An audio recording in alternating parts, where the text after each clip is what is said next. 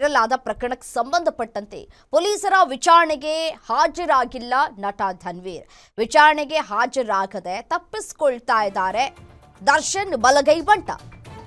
ವಿಚಾರಣೆಗೆ ಹಾಜರಾಗಿ ಅಂತ ಹೇಳಿ ನೋಟಿಸ್ ಅನ್ನ ನೀಡಲಾಗಿತ್ತು, ಆದರೆ ವಿಚಾರಣೆಗೆ ಹಾಜರಾಗಿಲ್ಲ ನಟ ಧನ್ವೀರ್. ಕಾರಣ ಏನು? ವಿಚಾರಣೆಗೆ ಹಾಜರಾಗದೆ ಇರುವುದಕ್ಕೆ ತಪ್ಪಿಸಿಕೊಳ್ಳುವಂತಹ ಪ್ರಯತ್ನವನ್ನ ಮಾಡ್ತಾ ಇದ್ದಾರಾ ದರ್ಶನ್ ಬಲಗೈ ಬಂಟ ಅಂತ ಹೇಳಿ. ಜೈಲಿನ ಒಳಗೆ ಕೈದಿಗಳ ಡ್ಯಾನ್ಸ್ ವಿಡಿಯೋ ಸಂಬಂಧ ಧನ್ವೀರ್ ವಿಚಾರಣೆಯನ್ನ ನಡೆಸಬೇಕಾಗಿದೆ. ನವೆಂಬರ್ 10ರಂದು ವಿಚಾರಣೆಯನ್ನ ನಡೆಸಿದಂತಹ ಪರಪ್ಪನ ಅಗ್ರಹಾರ ಪೊಲೀಸ್ನವರು ಮತ್ತೆ ನವೆಂಬರ್ 13ರಂದು ವಿಚಾರಣೆಗೆ ಹಾಜರಾಗಬೇಕು ಅಂತ ಹೇಳಿ ನೋಟಿಸ್ ಅನ್ನ ಕೂಡ ನೀಡಲಾಗಿತ್ತು. ಪೊಲೀಸರ ವಿಚಾರಣೆಗೆ ಹಾಜರಾಗದೆ ತಪ್ಪಿಸಿಕೊಳ್ತಾ ಇದ್ದಾರೆ ಧನ್ವೀರ್. ತಮ್ಮ ವಕೀಲರ ಮೂಲಕ ಕಾಲಾವಕಾಶವನ್ನ ಕೇಳಿದ್ದಾರೆ ನಟ ಧನ್ವೀರ್. ಟ್ರಿಪ್ನಿಂದ ಬಂದ ಕೂಡಲೇ ವಿಚಾರಣೆಗೆ ಬರ್ತಾರೆ ಅಂತ ವಕೀಲರು ಹೇಳಿದ್ದಾರೆ.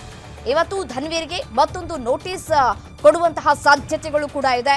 ಸೋಮವಾರ ವಿಚಾರಣೆಗೆ ಹಾಜರಾಗಬೇಕು ಅಂತ ಹೇಳಿ ಪೊಲೀಸರಿಂದ ನೋಟಿಸ್ ಅನ್ನ ನೀಡುವಂತಹ ಸಾಧ್ಯತೆಗಳು ಕೂಡ ಇದೆ.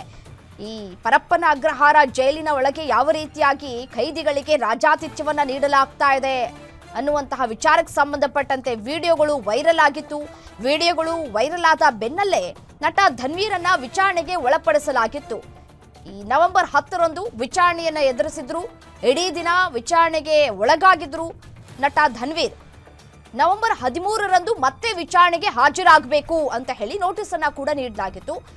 ಕಾರಣಾಂತರಗಳಿಂದ ನಾನು ವಿಚಾರಣೆಗೆ ಹಾಜರಾಗೋದಕ್ಕೆ ಸಾಧ್ಯವಾಗಿಲ್ಲ ಅಂತ ಹೇಳಿ ವಕೀಲರ ಮೂಲಕ ಮನವಿಯನ್ನ ಮಾಡಿಕೊಂಡಿದ್ದಾರೆ ಧನ್ವೀರ್ ಅನ್ನೋದು ಗೊತ್ತಾಗ್ತಾ ಇದೆ. ಪೊಲೀಸರ ವಿಚಾರಣೆಗೆ ಹಾಜರಾಗದೆ ತಪ್ಪಿಸಿಕೊಳ್ತಾ ಇದ್ದಾರಾ ಧನ್ವೀರ್ ಅಂತ ಹೇಳಿ.